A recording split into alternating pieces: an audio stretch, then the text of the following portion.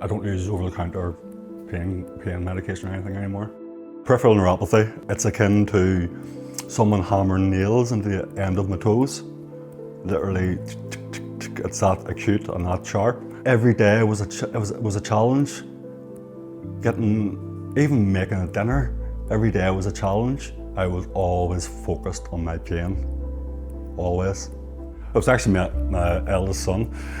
It was him that actually put me on to Alternative Leaf in the first place. It has actually helped me massively. It's allowed me to become a father again.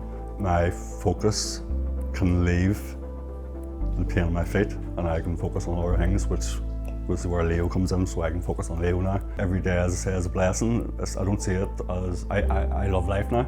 I just can't tell you how much it's affected my life. For the better. It's made me a completely different person to what I was.